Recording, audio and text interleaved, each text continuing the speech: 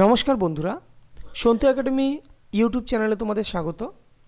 তো দেখো, আজকে আমরা ইন্ডিয়ান পলিটির উপর পার্ট 1 আমাদের দেওয়া হয়ে গেছে। আজকে পার্ট 2 দেবো, যে আপকামিং যে পিএসসি ক্লার্কশিপ যে পরীক্ষা, তার জন্য কিন্তু ভীষণই গুরুত্বপূর্ণ। তো তোমরা কিন্তু স্কিপ না করে দেখলে তবেই কিন্তু এর পুরো পুরো লাভটা কিন্তু তোমরা তুলতে পারবে। চলো আর বেশি কথা বাড়াবো না, তো ডিরেক্টলি ইন্ডিয়ান পলিটি পার্ট 2 নিয়ে আলোচনা করি। ফার্স্ট কোশ্চেন কী আছে, রাজ্য বিধান পরিষদে কতজন সদস্যকে রাজ্যপাল মনোনীত করেন? বলছে 1/3, 1/9, 1/10 নাকি 1/6 অংশ। তো রাইট অ্যান্সার হবে অপশান নাম্বার ডি, 1/6 অংশ। কিন্তু রাজ্য বিধান পরিষদে যত জন আছে তার 1/6 ভাগ তোমার রাজ্যপাল কিন্তু মনোনীত করেন। এইখানে তোমরা জানো ওয়েস্ট বেঙ্গলের রাজ্য বিধান পরিষদ, ওয়েস্ট বেঙ্গলের বিধান পরিষদ নেই, আগে ছিল বিধানসভা এবং বিধান পরিষদ। আর এখন তোমার যে কটা রাজ্যে এই বিধান পরিষদ আছে সেই রাজ্যগুলো এর আগেও বলেছি, তবু একবার বলে দিই। অন্ধ্রপ্রদেশ, এপি, অন্ধ্রপ্রদেশ আছে, আচ্ছা বিহার আছে, তারপর হচ্ছে তোমার হচ্ছে কর্ণাটক আছে, ওকে, অন্ধ্রপ্রদেশ, বিহার, কর্ণাটক, মহারাষ্ট্র, ওকে, তারপরে হচ্ছে তোমার তেলেঙ্গানা। দেখো তেলেঙ্গানা কিন্তু তামিলনাড়ু না, তেলেঙ্গানা, হ্যাঁ তেলেঙ্গানা আছে, আর হচ্ছে ইউপি আছে। তো এই যে 1, 2, 3, 4, 5, 6 এই 6টা রাজ্যে কিন্তু এখনও তোমার বিধান পরিষদ রয়েছে, ওকে, যেখানে বিধান পরিষদ এবং বিধানসভা দুটোই, দ্বিকাক্ষিক বিশিষ্ট সভা যাকে বলা হয়, বিধান পরিষদ এবং বিধানসভা দুটোই আছে এই 6টি রাজ্যে। নেক্সট কোশ্চেন, সংবিধানের কোন ধারাটি রাজ্যের কার্যনির্বাহী ক্ষমতার সাথে সম্পর্কিত? বলছে রাজ্যের কার্যনির্বাহী ক্ষমতা, ধারা 155, ধারা 154, ধারা 153 নাকি ধারা 152? তো রাইট অ্যান্সার কী হবে? Right answer option number B, ধারা 154, যেখানে রাজ্যের যে কার্যনির্বাহী এর সাথে সম্পর্কিত হচ্ছে ধারা 154, ওকে। এইখানে অ্যাকচুয়ালি এখানে রাজ্যপালের নিয়েই তোমার রাজ্যের যে কার্যনির্বাহী ক্ষমতা, রাজ্যপালের কথাই বলা হয়েছে। এখানে কী কী আছে তোমার, রাজ্য সরকারের সমস্ত যেসব তোমার কার্যনির্বাহী পদক্ষেপ আছে সেগুলো রাজ্যপালের পদের নামে দেওয়া হয়, যে এই ব্যাপারগুলো, আর কিছু নেই। চলো, এবং এটা কিন্তু সংবিধানের 6ষ্ঠ তফসিলের অন্তর্গত, এটা একটু জেনে রেখো, ওকে। আর তোমরা জানো যে এই রাজ্যপাল কাকে কাকে নিয়োগ করে, যেহেতু রাজ্যপালের কথা এসছে, তো মুখ্যমন্ত্রী, তারপরে মুখ্যমন্ত্রীর পরামর্শে মন্ত্রিপরিষদ, তাদেরকেও কিন্তু রাজ্যপাল নিয়োগ করে। আর কি, রাজ্যের যে অ্যাডভোকেট তাকেও রাজ্যপাল নিয়োগ করে। তারপরে রাজ্য লোকসেবা আয়োগের যে চেয়ারম্যান এবং সদস্য তাদের রাজ্যপাল নিয়োগ করে। রাজ্যের যে নির্বাচন কমিশন তাকেও রাজ্যপাল নিয়োগ করে। অর্থ কমিশন, রাজ্যের অর্থ কমিশনকে রাজ্যপাল নিয়োগ করে। আর রাজ্যপাল কিন্তু নিজে তোমার যে বিশ্ববিদ্যালয়ে, ঠিক আছে, রাজ্যের যে বিশ্ববিদ্যালয় থাকে, তো বিশ্ববিদ্যালয়ের পেনটার আবার কি হলো, সরি, জাস্ট 1 মিনিট, পেনটা কোনো একটা প্রবলেম হলো, বসছে না ঠিক মতো। আচ্ছা দেখো, ওকে, তো বিশ্ববিদ্যালয়ে রাজ্যের যে বিশ্ববিদ্যালয় থাকে তার আচার্য হিসেবে বা চ্যান্সেলর হিসেবে কিন্তু নিয়োগ হন কিন্তু সেই রাজ্যের রাজ্যপাল। চল নেক্সট কোশ্চেন, ভারতীয় সংবিধানের কোন ধারার সাহায্যে মুখ্যমন্ত্রী দায়িত্বগুলি নির্ধারিত হয়? মুখ্যমন্ত্রীর যেসব দায়িত্ব সেগুলো নির্ধারিত হয় কোন ধারা বলে? তো ধারা 163, 167, 166 নাকি 164? তো right answer option number B, 167, অর্থাৎ ধারা 167-এ মুখ্যমন্ত্রীর যেসব দায়িত্ব যে কোনো রাজ্যের, সেটা কিন্তু নির্ধারিত হয় 167। নেক্সট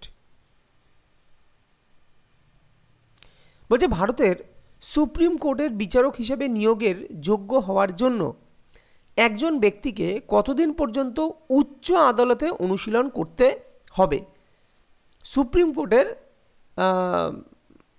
বিচারপতি হিসাবে নিয়োগ হওয়ার জন্য কতদিন তাকে উচ্চ আদালতে অনুশীলন করতে হবে? 10 বছর, 13 বছর, 15 বছর নাকি 20 বছর? তো right answer option number A, অর্থাৎ তাকে উচ্চ আদালতে 10 বছর যদি অনুশীলন করে তবেই সে সুপ্রিম কোর্টের যে বিচারক পদে কিন্তু আসীন হওয়ার যোগ্যতা লাভ করে।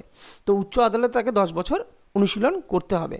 আচ্ছা, সুপ্রিম কোর্টের বিচারপতিকে নিয়োগ করেন কে? তো নিয়োগ করে তোমার হচ্ছে সুপ্রিম কোর্টের বিচারককে রাষ্ট্রপতি।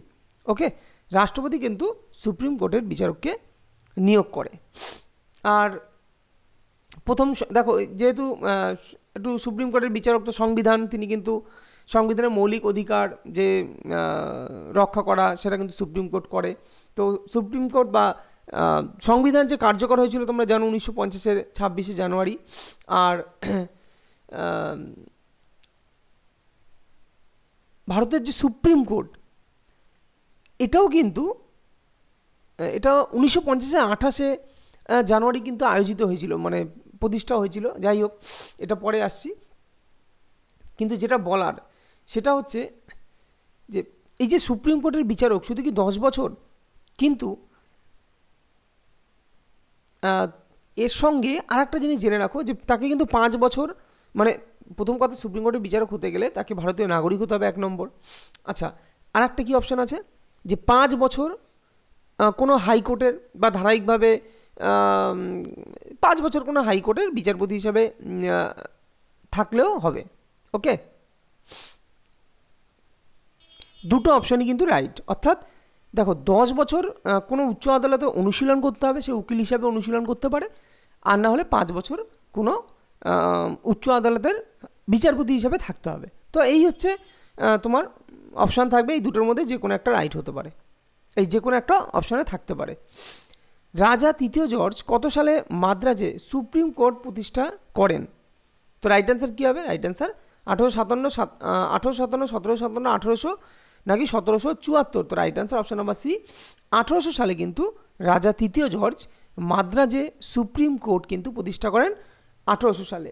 নেক্সট কোশ্চেন, কত সালে ইস্ট ইন্ডিয়া কোম্পানি কলকাতায় সুপ্রিম কোর্ট স্থাপন করেছিল?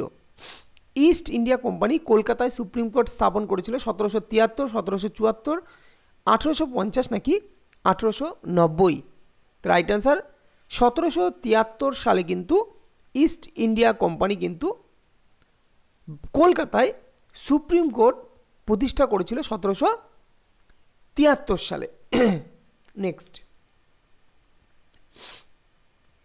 কোশ্চেন নাম্বার 32, সুপ্রিম কোর্টের বিচারকরা কোন বয়সে অবসর গ্রহণ করেন? 60, 65, 62, 61? তো রাইট অ্যান্সার 65 বছর বয়স কিন্তু সুপ্রিম কোর্টের বিচারক, আর হাইকোর্টের বিচারক কিন্তু 62 বছর বয়স। এটা কিন্তু মাথায় রেখো, সুপ্রিম কোর্ট 65, হাইকোর্ট 62। আর সুপ্রিম কোর্ট প্রতিষ্ঠা হয়েছিল কত? 1950-এর 28শে জানুয়ারি।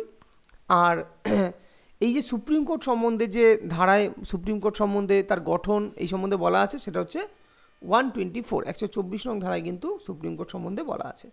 আর এখানে 61 নং ধারাটা কি? 61 নং ধারাটা সেটা হচ্ছে 61 নং ধারার মাধ্যমে রাষ্ট্রপতির ইমপিচমেন্টের কথা কিন্তু বলা হয়। চলো নেক্সট, নিচের কোন ক্ষেত্রে সুপ্রিম কোর্ট বলেছিল যে সংসদ সংবিধানের মৌলিক কাঠামো সংশোধন করতে পারে না? এটা কোন ক্ষেত্রে বলেছিল? গোলকনাথ বনাম পাঞ্জাব রাজ্য, রমেশ থাপার বনাম মাদ্রাজ রাজ্য, গোপালাং বনাম মাদ্রাজ রাজ্য নাকি কেশবানন্দ ভারতী বনাম কেরালা রাজ্য? তো কি বলেছে? নিচের কোন ক্ষেত্রে সুপ্রিম কোর্ট বলেছিল যে সংবিধানের মৌলিক কাঠামো সংশোধন করতে পারে না? তো রাইট অ্যান্সার কেশবানন্দ ভারতী বনাম কেরালা রাজ্য। এখানে কিন্তু বলেছিল যে সংসদ মৌলিক গঠন কাঠামোকে তোমার চেঞ্জ করতে পারবে না। এছাড়াও আরও যেসব, এই যে গোলকনাথ বনাম পাঞ্জাব রাজ্য, এখানে কি হয়েছিল? তো এইখানে এই ব্যাপারে যে বলেছিল যে সংবিধানের মৌলিক অধিকারের কোনোটি হ্রাস করতে পারে না। গোলকনাথ বনাম পাঞ্জাব রাজ্যে এটা দিয়েছিল যে সুপ্রিম কোর্ট রায় দিয়েছিল যে সংসদ যে মানুষের যে সংবিধানের যে মৌলিক অধিকার সেটাকে হ্রাস করতে পারে না। ওকে, আর গোপালাং বনাম যেটা মাদ্রাজ রাজ্য, ঠিক আছে, গোপালাং বা এটা গোপালাং যা কী দিয়েছে, এটার নাম ছিল যে তোমার A.K. গোপালান, একজন ব্যক্তি, এটা দন্তন্য হবে, গোপালান বনাম মাদ্রাজ রাজ্য। তো এখানে কি বলেছিল যে সংবিধানের যে 21 ধারায়, মানে যে রায় দিয়েছিল সুপ্রিম কোর্ট, তো সংবিধানের যে 21 নং ধারা ছিল, তো 21 নং ধারায় ভারতীয় আদালতের আইনের মানদণ্ডের যথাযথ প্রক্রিয়া প্রয়োগের প্রয়োজন নেই, এই রায়টা দিয়েছিল। রমেশ থাপারের রায়টা এই মুহূর্তে খেয়াল নেই, তোমরা দেখে নিও। এই রায়গুলোই কিন্তু পরীক্ষায় আসে। তো কেশবানন্দ ভারতী বনাম কেরালা রাজ্য, এটা মনে রাখবে, এটা হচ্ছে মৌলিক অধিকারের সাথে কিন্তু জড়িত। নেক্সট, ভারতীয় সংবিধানের রক্ষককে রাষ্ট্রপতি, উপরাষ্ট্রপতি, সংসদ নাকি সুপ্রিম কোর্ট? তো ভারতীয় সংবিধানের রক্ষক কে তাহলে? রাইট অ্যান্সার অবশ্যই সুপ্রিম কোর্ট। সুপ্রিম কোর্ট কিন্তু ভারতীয় সংবিধানের রক্ষক। নেক্সট কোশ্চেন, পঞ্চায়েতের আর্থিক অবস্থা পর্যালোচনা করার জন্য কে অর্থ কমিশন গঠন করে? তাহলে অর্থ কমিশন গঠন করে কে? পঞ্চায়েতের, দেখো এখানে পঞ্চায়েতের আর্থিক অবস্থা বলেছে, পঞ্চায়েতের, তাহলে পঞ্চায়েতের যে অর্থ কমিশন কে গঠন করে? রাজ্যের মুখ্যমন্ত্রী, স্পিকার, রাষ্ট্রপতি নাকি সংশ্লিষ্ট রাজ্যের রাজ্যপাল? কিছুক্ষণ আগে বললাম, তো রাইট আনসার কী হবে? সংশ্লিষ্ট রাজ্যের রাজ্যপাল। কারণ আমি কিছুক্ষণ আগে বললাম কে কে, মানে রাজ্যপাল কাকে কাকে নিয়োগ করে, হ্যাঁ, মুখ্যমন্ত্রী পরামর্শের যে মন্ত্রী পরিষদ, তারপরে অর্থ কমিশন, রাজ্যের অর্থ কমিশনকে কিন্তু রাজ্যপাল নিয়োগ করে, তো সংশ্লিষ্ট রাজ্যের রাজ্যপাল। নেক্সট কোশ্চেন, নিচের কোন কমিটি প্রথম পঞ্চায়েতি রাজ প্রতিষ্ঠানের জন্য সাংবিধানিক মর্যাদার সুপারিশ করেছিল? কোন committee? Ashok Mehta committee, GV.K. Rao committee, Balwant Rai Mehta committee নাকি LM সিংভি কমিটি? দেখো ভালো করে দেখবে, বলেছে প্রথম পঞ্চায়েতি রাজ প্রতিষ্ঠানের জন্য সাংবিধানিক মর্যাদা সুপারিশ করেছিল। যদি বলতো কোন কমিটির সুপারিশে, দেখো আমি আবারও বলছি, কোন কমিটির সুপারিশে পঞ্চায়েতি রাজ প্রথম সাংবিধানিক মর্যাদার প্রতিষ্ঠা পায়, তখন কিন্তু অ্যান্সার হবে বলবন্ত রায় মেহতা কমিটি। কিন্তু আমাকে বলেছে নিচের কোন কমিটি পঞ্চায়েতি রাজ প্রতিষ্ঠানের জন্য প্রথম পঞ্চায়েতি রাজ প্রতিষ্ঠান সাংবিধানিক মর্যাদা সুপারিশ করেছিল, তো সুপারিশ করেছিল, তখন কিন্তু অ্যান্সার হবে LM সিংভি কমিটি।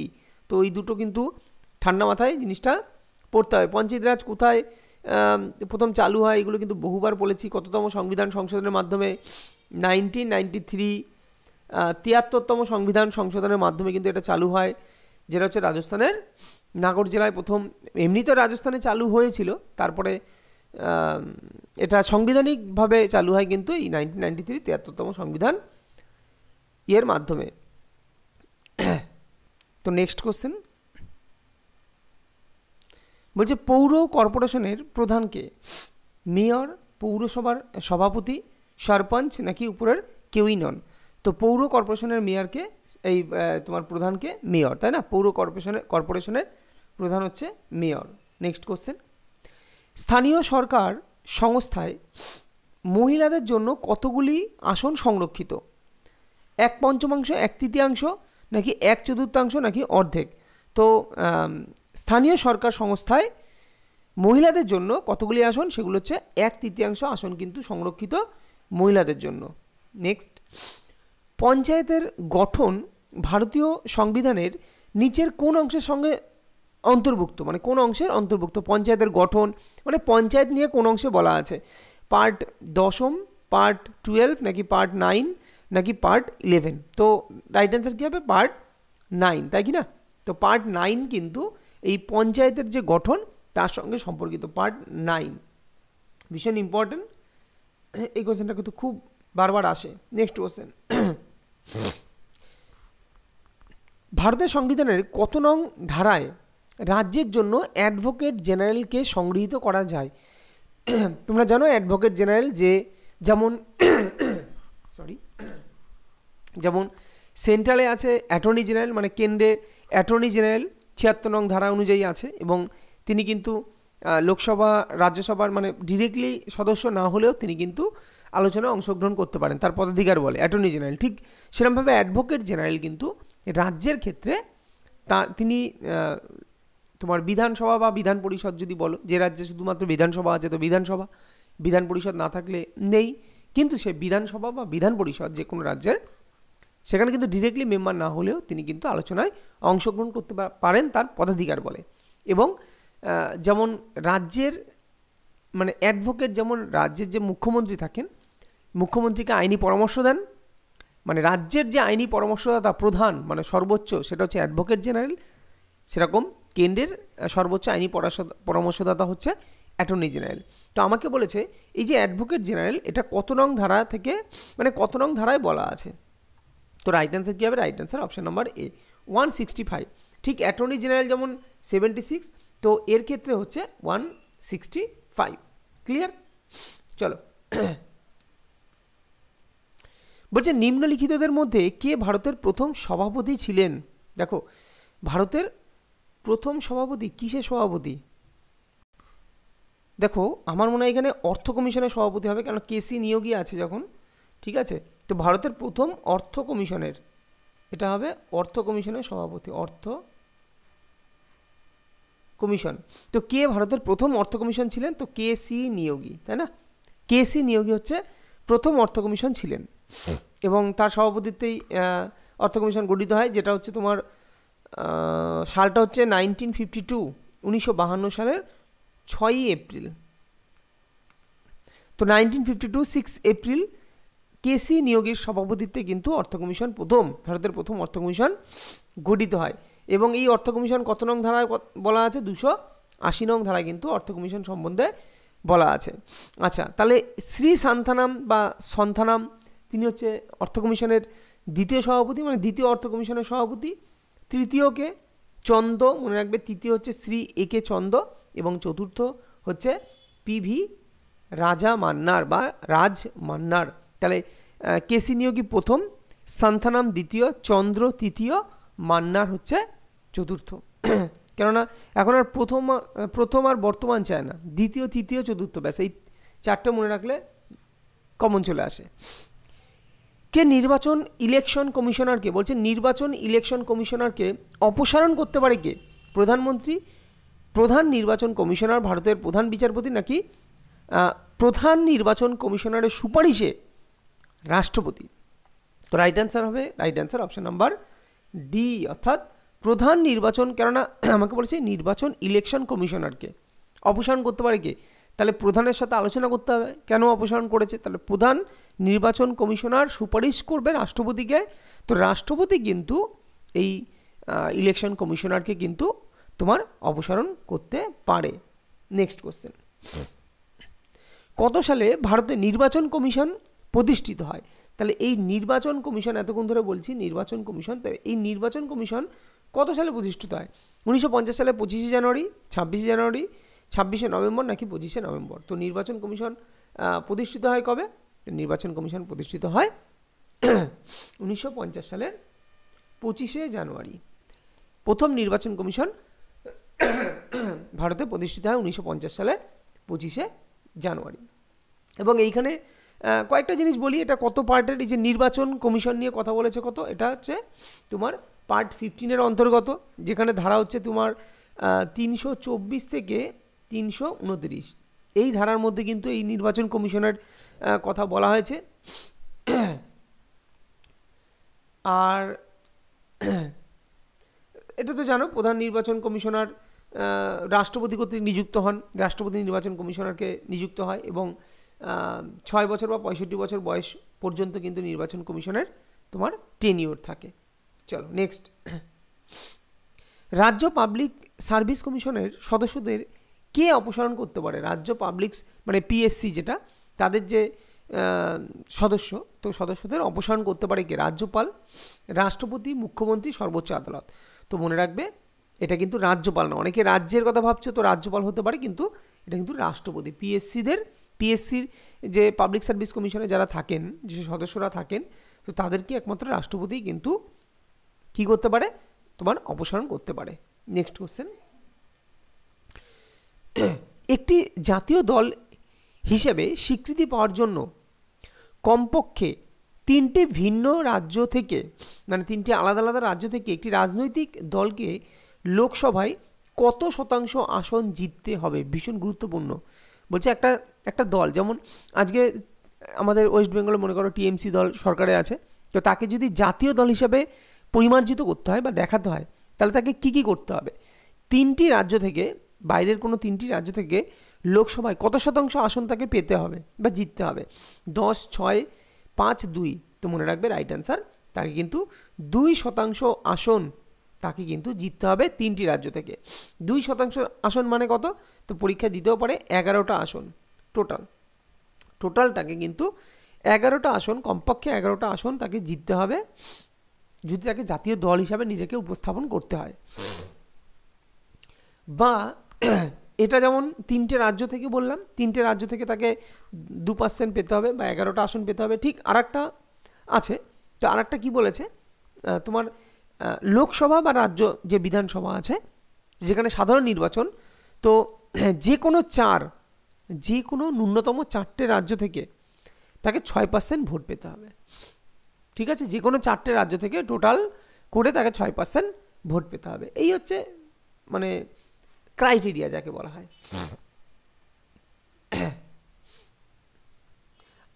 আর টোটাল জানো যে লোকসভায় বা বিধানসভায় যে টোটাল যে আসন সুরক্ষিত থাকে, লোকসভায় 552টা। চলো, এখানে আর কিছু বলার নেই। নেক্সট, রাজ্য মানবাধিকার কমিশনে চেয়ারম্যান পদে কতদিন থাকতে পারে? বলছে রাজ্য মানবাধিকার কমিশনের চেয়ারম্যান তার পদে কতদিন থাকতে পারে? মুখ্যমন্ত্রীর ইচ্ছায়, রাজ্যপালের ইচ্ছায় 5 বছর বা 65 বছর বয়স পর্যন্ত, নাকি 3 বছর বা 70 বছর বয়স পর্যন্ত? তো right answer option number D is a correct answer, অর্থাৎ 3 বছর বা 70 বছর বয়স পর্যন্ত। দেখো এটা কিন্তু আগে 5 বছর ছিল, এটা আগে 5 বছর ছিল, ঠিক আছে। কিন্তু 2019-এ কততম সংবিধান সংশোধনী সেটা খেয়াল নেই, তো 2019-এ কিন্তু এটা আবার 3 বছর বা 70 বছর বয়স করে দিয়েছে। তো মনে রাখো আগে ছিল 5 বছর, এখন কিন্তু 3 বছর বা 70 বছর বয়স পর্যন্ত কিন্তু যে রাজ্য মানবাধিকার কমিশনের যে চেয়ারম্যান তাকে কিন্তু এই কদিন তিনি তার পদে থাকতে পারেন। আধার হলো 12 অঙ্কের একটি সংখ্যা যা নিম্নলিখিত কোন সংস্থা দ্বারা জারি হয়? মানে উদয় যেটা, তো ইউনিক, তার নাম কি? Unique identification authority of India. তো নামটা মনে রাখবে, এটা হচ্ছে unique identification authority of India. তো হ্যাঁ, এটাই, this is right answer, unique identification authority of India. বাকিগুলো কিন্তু দিস ইজ রং। তো প্রথম কথা হচ্ছে আধার কত অঙ্কের নাম্বার? তো পরীক্ষা দিতে পারে 12 অঙ্কের নাম্বার। এটা কিন্তু রাজ্যের যেসব পরীক্ষা হয় সেগুলো কিন্তু খুব দেয় ডিজিট নিয়ে 12 অঙ্কের। আর unique identification authority of India এর ফুল ফর্ম, মানে যে সংস্থা প্রদর্শন করে আধার, এই তোমার করে 12 ডিজিটের অঙ্কটা দেয়, সেটা হচ্ছে আধারের ফুল ফর্ম না, এটা হচ্ছে ইউএডিআই এর ফুল ফর্ম, ডিএআই। লোকপাল সম্পর্কিত নিম্নলিখিত বিবৃতিগুলোর মধ্যে কোনটি সঠিক? বলছে লোকপাল চেয়ারম্যান এবং সদস্যদের মেয়াদ 4 বছর বা 65 বছর বয়স পর্যন্ত। এটা লোকপাল সম্পর্কে দুটো তথ্য দিয়েছে, একটা হচ্ছে তাদের লোকপালের চেয়ারম্যান বা সদস্যদের যে মেয়াদ সেটা 4 বছর 65 বছর বয়স পর্যন্ত। আর 2 নম্বরে দিয়েছে সদস্যদের একটি নির্বাচন কমিটির সুপারিশে ভারতের প্রধান বিচারপতি দ্বারা নিযুক্ত করা হয়। তো কোনটা সঠিক তোমাদের এটা বলতে হবে, কোনটা সঠিক। তো দেখো প্রথম কথা হচ্ছে কোনোটাই সঠিক নয়, কেননা option D is a right answer. কেন সঠিক নয়? প্রথম কথা, লোকপাল সম্বন্ধে কয়েকটা জিনিস আমি তোমাদের বলি। প্রথম হচ্ছে এটা বহু সদস্যের জায়গা, যার মধ্যে একজন চেয়ারপারসন থাকে, একজন চেয়ারম্যান থাকে এবং 8 জন সদস্য থাকে। 1 নম্বর গেল। আর লোকপালের চেয়ারপারসন হতে গেলে ভারতের প্রাক্তন তোমার বিচারপতি বা সুপ্রিম কোর্টের বিচারক হওয়াটা দরকার। ভারতের প্রাক্তন বিচারপতি হতে হবে বা সুপ্রিম কোর্টের বিচারক হতে হবে। আর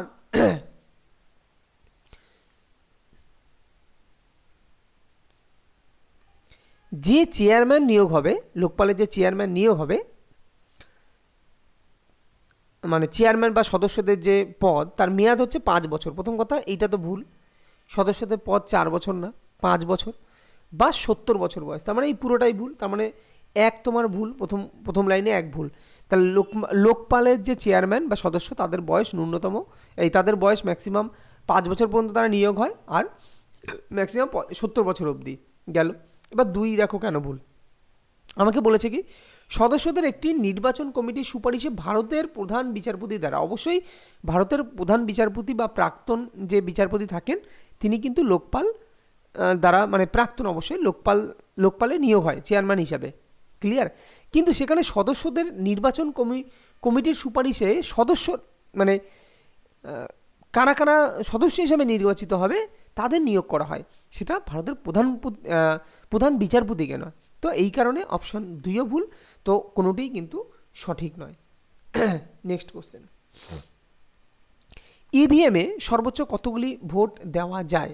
তো ইভিএমে সর্বোচ্চ বলছে 2500, 1000, 2000 নাকি 1200। তো ইভিএমে কিন্তু সর্বোচ্চ 2000 ভোট দেওয়া যায়। ইভিএম কি? ইলেকট্রনিক ভোটার মেশিন, যেখানে আমরা ভোট দিই। চলো নেক্সট কোশ্চেন, কত সালে ভারতের কমিউনিস্ট পার্টি মার্ক্সবাদী গঠিত হয়েছিল? 1964, 63, 1972 নাকি 1951?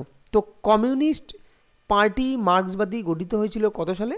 রাইট অ্যান্সার 1964 সালে। 1964 সালেও কিন্তু ভারতে কমিউনিস্ট পার্টি মার্ক্সবাদী গঠিত হয়েছিল। নেক্সট, তো এই হচ্ছে আমাদের আজকে পলিটির পার্ট 2। তো যদি সেশনটা ভালো লাগে অবশ্যই তোমরা লাইক করো, শেয়ার করো, কমেন্ট করো, এবং ভালো লাগলে চ্যানেলটিকে সাবস্ক্রাইব করে দিও। দেখা হবে পরবর্তী কোনো ভিডিওতে। ততক্ষণ ভালো থেকো, সুস্থ থেকো।